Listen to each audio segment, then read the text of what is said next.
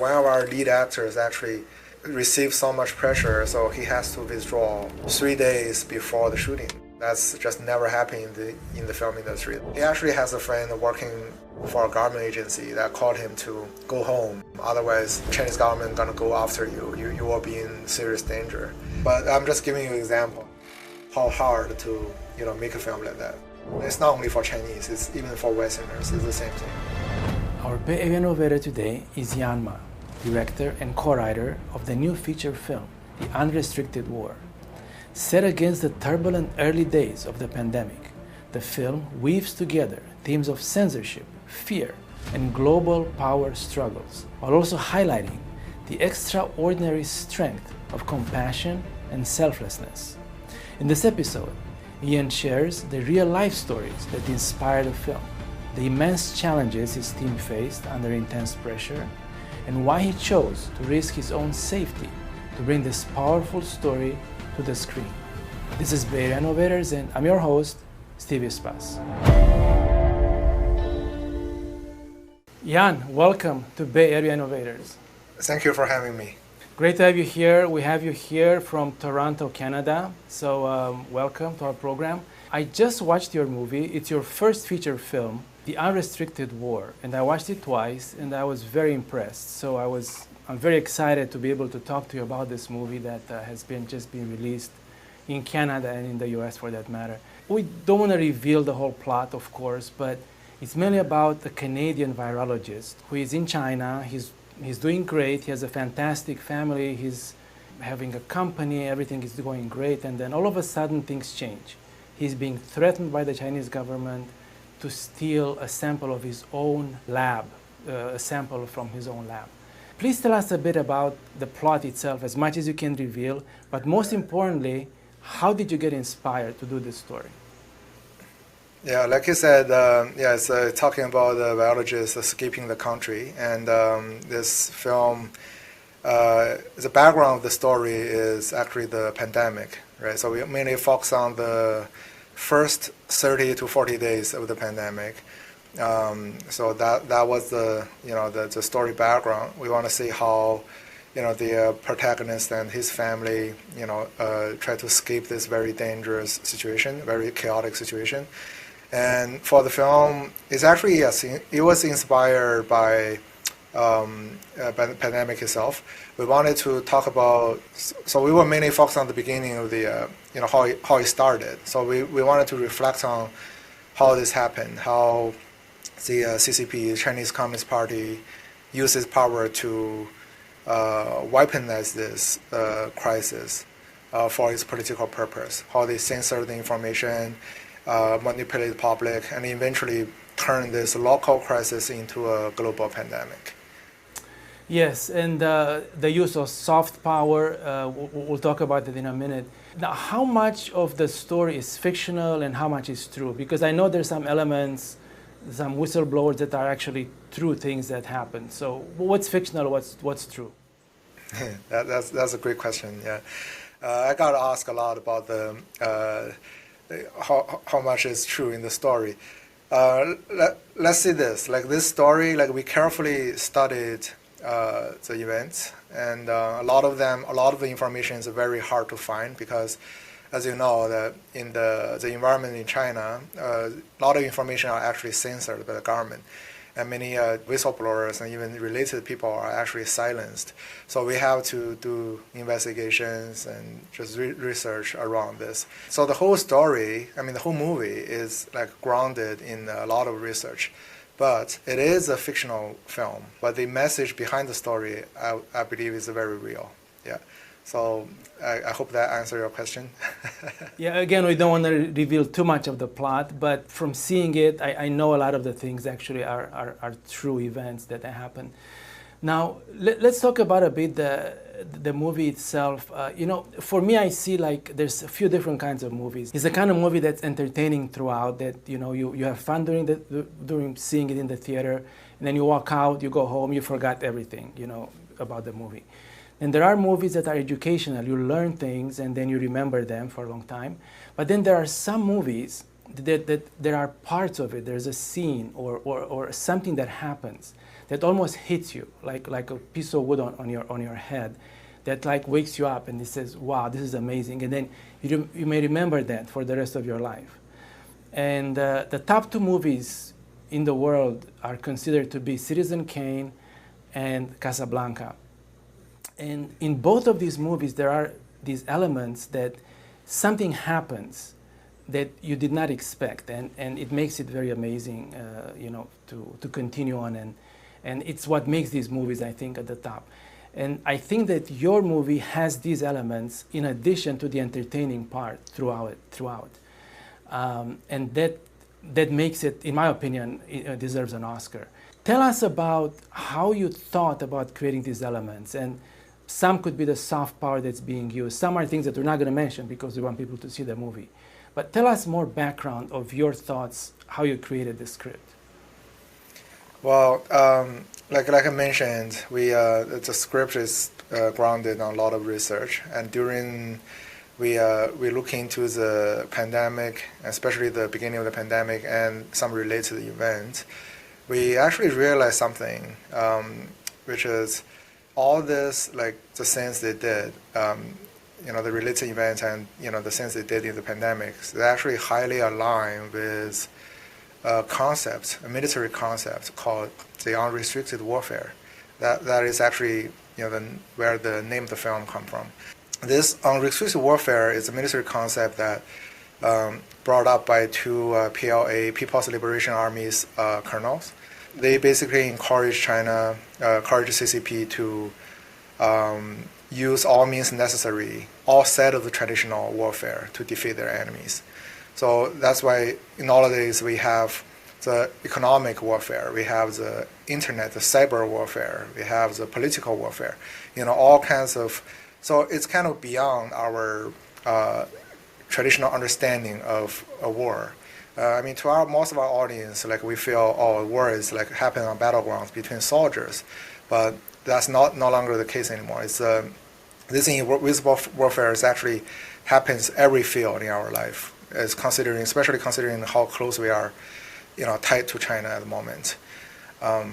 So a lot of this information are actually inspired me. I find along the way actually inspired me to put this into the plot.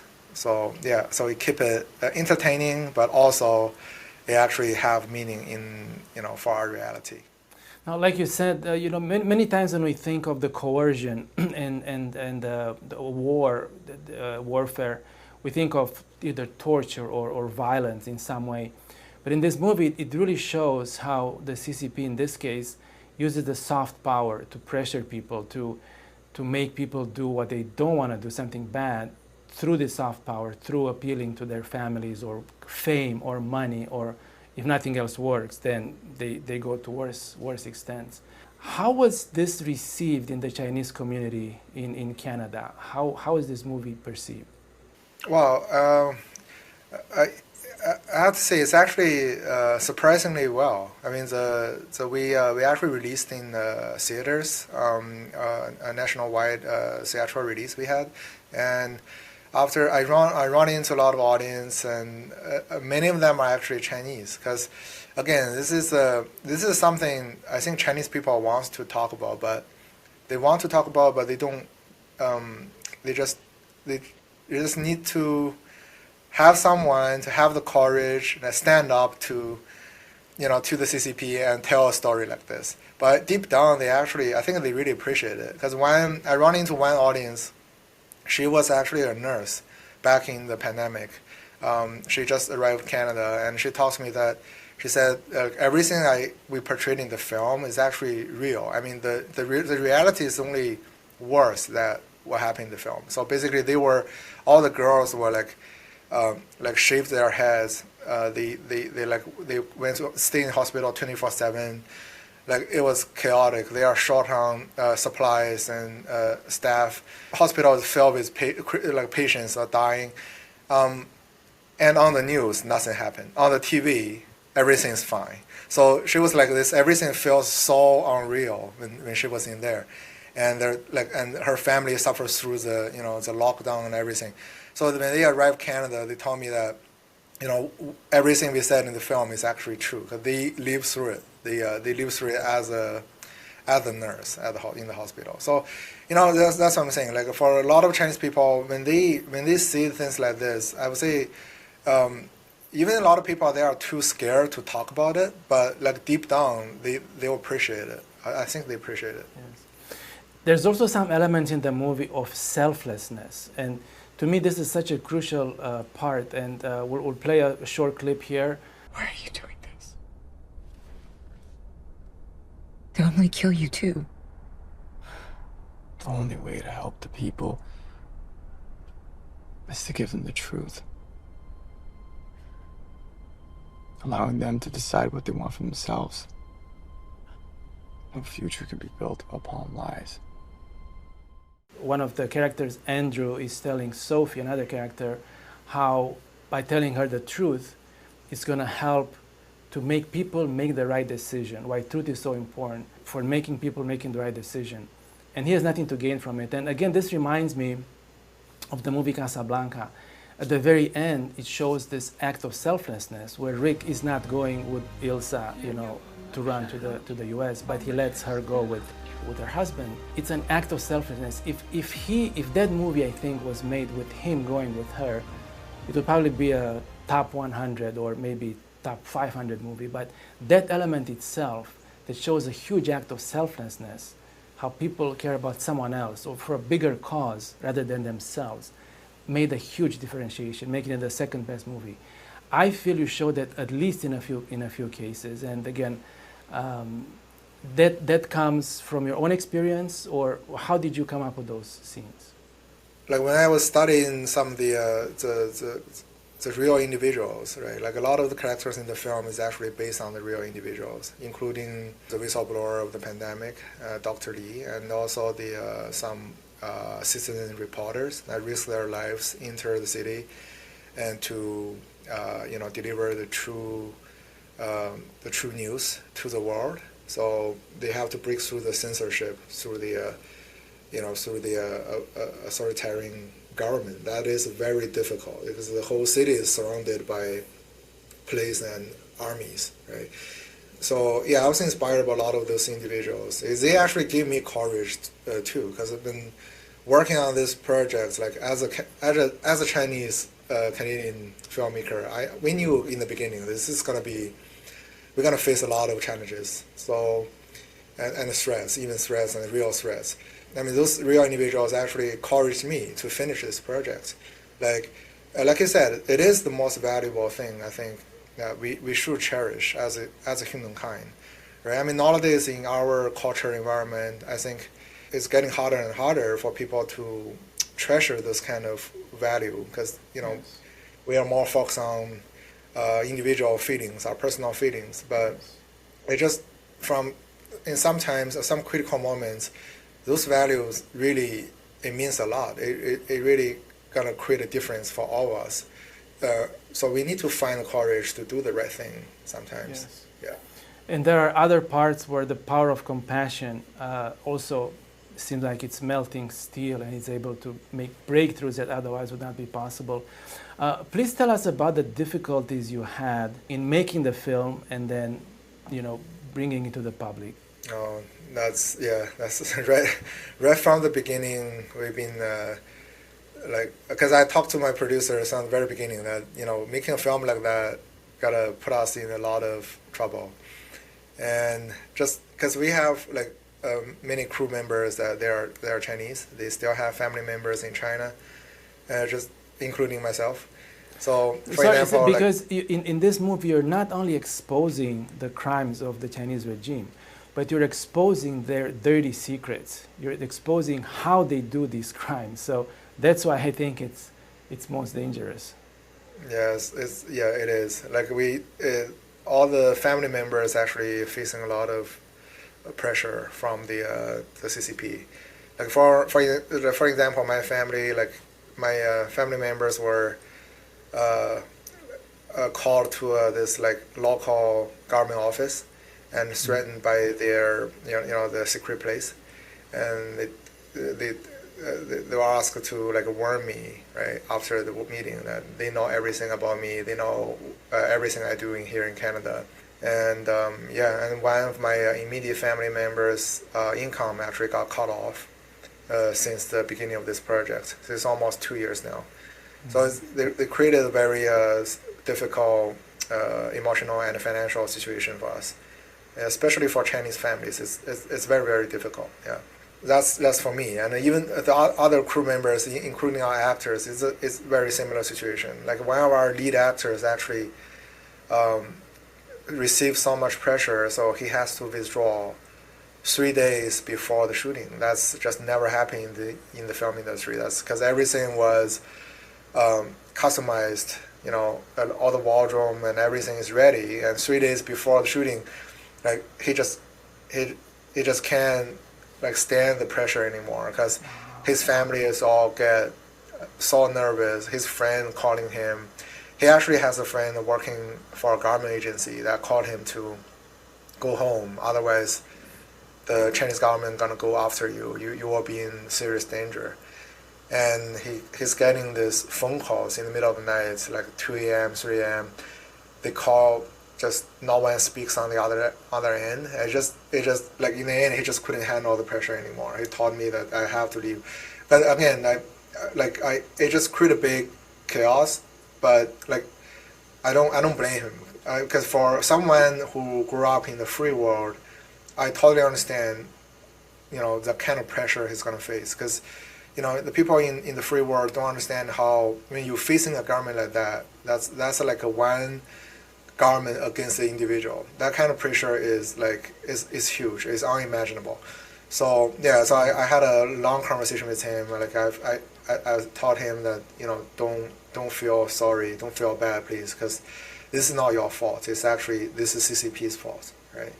So but I'm just giving you an example that how hard to, you know, make a film like that. It's not only for Chinese. It's even for Westerners. It's the same thing.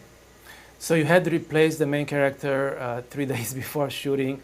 Dylan Bruce did a great job, I think, and Nadia Hatta, she's also one of the main characters, did a great job. How did she handle? She happens to be Chinese. How did she handle the role? Yeah, first of all, she's from Taiwan. She's Chinese, but she's from Taiwan. So she's very brave. Yeah, she's a very brave, brave lady. And Dylan Bruce too. Yeah, they actually overcome it.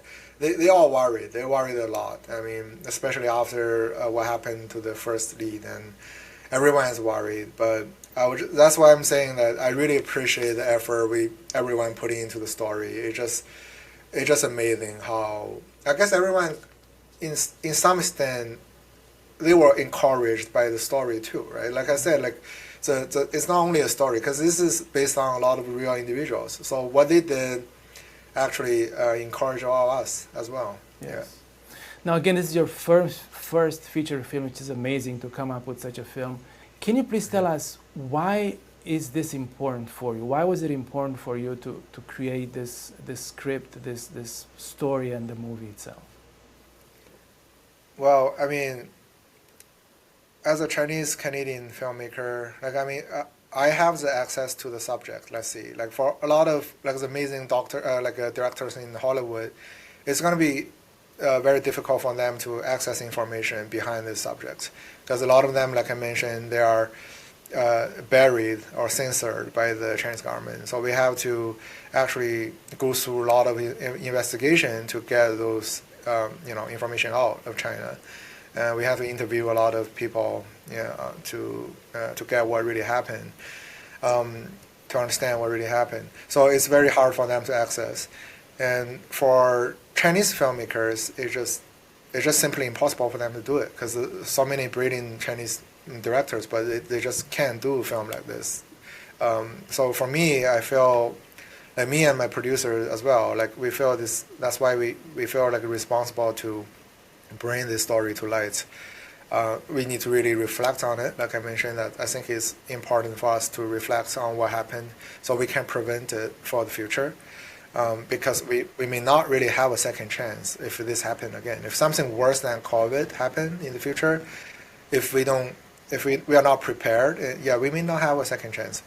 So that's why I feel like we do really have the responsibility to do this, and hopefully what we do here now as a starting point, we will encourage more people to, more great directors will, do a film like this. Yeah. COVID is one thing and the pandemic is one thing, but another aspect of the movie that I found was that, pretty much every other day we hear about some Chinese spy being arrested in the U.S. for revealing information or stealing information technology and taking it to China. Almost every other day, or every day basically. But we don't really know how it happens, or we don't really know what makes those people to do this. And through this movie, we really get a sense. We get a very good sense how they're being threatened and how they are made to do this, because they get arrested. I mean, they're going to be in big trouble, but they still do it. And we really get a sense of how this happens. So I think that's a very crucial part. Yeah, exactly. That's exactly how it fits into the concepts of unrestricted warfare, right? So it is a warfare that is invisible, but it's actually individuals against a territorial government. So that's why individuals, even a corporation, a company, it will feel so helpless. It feels like they could be manipulated because you are actually against a authoritarian regime in a warfare, right? So that's why it's so hard for us to handle as an individual. Yeah. So that's exactly the reason we need to be aware of this, and the Western governments need to be more aware of this so they can better protect their citizens and their corporations. Speaking of unrestricted war, I noticed that on IMDb, all of a sudden there's a lot of negative comments about the movie. First there's positive, and all of a sudden, one after the other, these negative comments. Looking at the comments, you tell me more. Have you studied this, and where are they coming from? Because it looks pretty strange to me. Yeah. It's just all the negative comments. It happens in 1 or 2 days on the last month. So basically, we had a theatrical release. We have some audience reviews. So obviously, those are coming from the Canadian audience in the theaters. So we have a pretty good score as 8 point something back then, right? And then we had an online release in the U.S. on Ganjin World, and suddenly in 1 day we have this a fake account. The cyber warriors, let's call them, the cyber warriors from the CCP. So basically, those are like a 1 day old accounts are just created, and they can starting to rate and review this movie. And they only have like 1 rating and 1 review, and these accounts are like a 1 day old. And obviously, they are like those cyber warriors, right? And again, these are all part of the unrestricted warfare. So it's like a government's effort to hire those people, because it's not easy to create accounts, to go through all these regulations and to do this, right? You need to spend money and manpower to do this.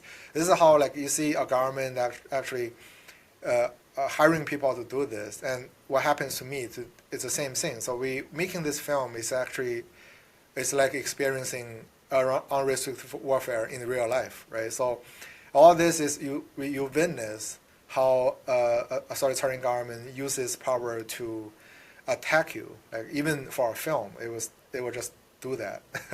Yes. What would be your message to the audience, to the audience who sees the film or who are about to see the film? What would be your message to them?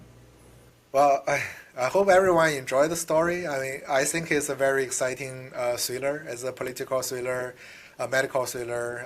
It's very exciting to watch. And I hope everyone do enjoy the story. And also, like I mentioned, this story is grounded in many research and based on a lot of real individuals.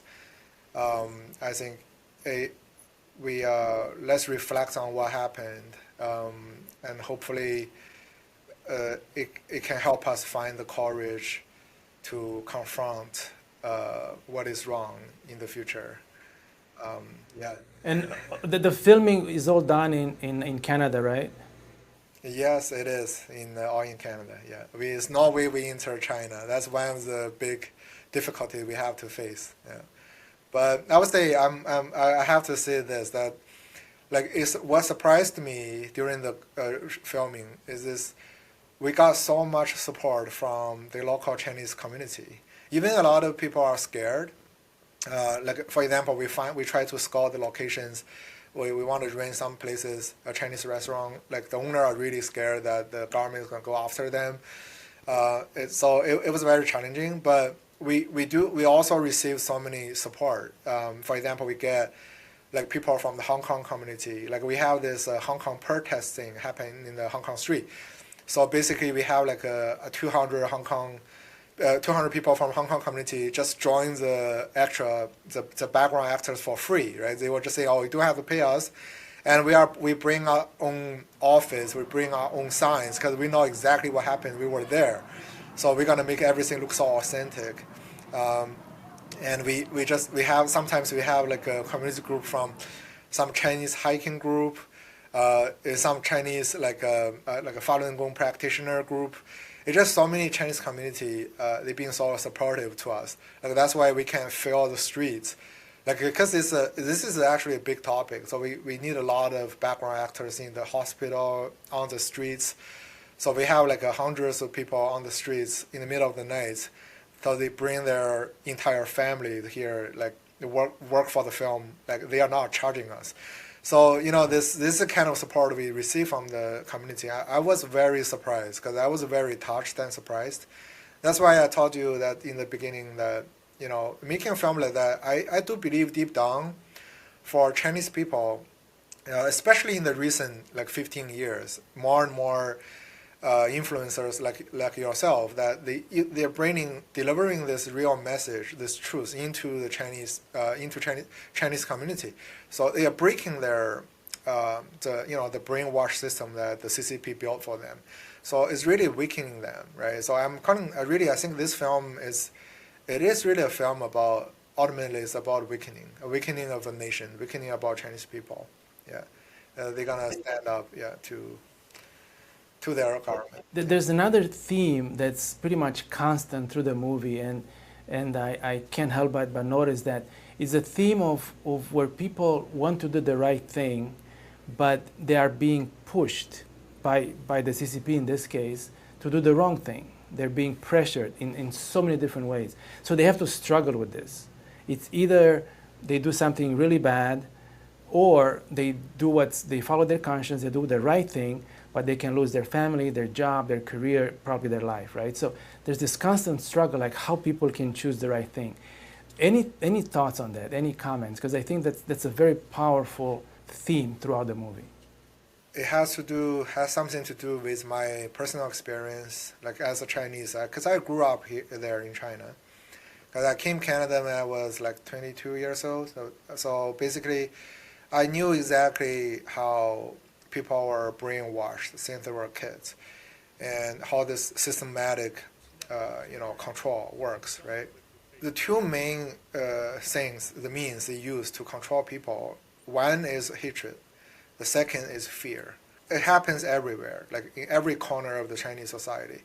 So this manipulation based on hatred and fear is, like from the kids, we were taught to hate Americans, hate Japanese, hate the Taiwanese, hate whoever that say something against the CCP. They try to blame the concept of a government, the CCP government, and China, right? So whoever criticizes CCP is actually humiliating China. So this is how they built this hatred in our head since we were young. And then the second thing, like that's what you were saying is a fear, right? So they use your families against you, like what they did to my family against me. I'm in Canada already. They still use this to bring fear to me. I hope to crack me. And like in China, they will use all means necessary to do that, right? Use your teacher and parents. That's actually what happened in Cultural Revolution. That's exactly how they turn the children to beat up their teachers, their parents. That's how exactly they use fear and hatred to a extreme, right? I guess what you mentioned for some of the characters in the film, even the villains in the film, there's no true villains in my opinion. Some of the people are doing really bad things in the Chinese society. In some degree, they are victims too. They are victim of the authoritarian system themselves, because they were shaped that way, because they were brought up in fear and in hatred. And there's so much to lose, and they have to make these choices unwittingly, right? So, and eventually they shape their life into what it is, and they have to keep the system running by hurting other people. Otherwise, they will facing reckoning. So it is complicated. It is very sad. It's like, no one is innocent, and at the same time, everyone is a victim. Yes. And you portrayed this through a character in a movie, The General. I think it's very well done. Jan, thank you so much for your time. We really appreciate it. It's an amazing movie. I hope a lot of people get to see it. I want to ask you one more thing. If people on this show have questions about the movie, can you tell them that you would answer them? Because they may have questions. It's an amazing movie, and would you be able to answer them? You answer to us, and we would reply to them in the comments. Oh yes, absolutely. Yeah, I'll happy to do that.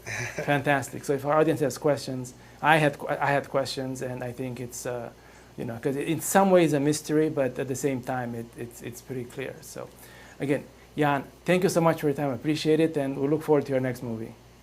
Thank you for having me. Thank you. Thank you for watching another episode of Bay Area Innovators. If you enjoyed this episode and you know someone who should be on our show, please send us an email at sfbay@epochtimes.com. We would love to hear from you. Thank you, and see you next week.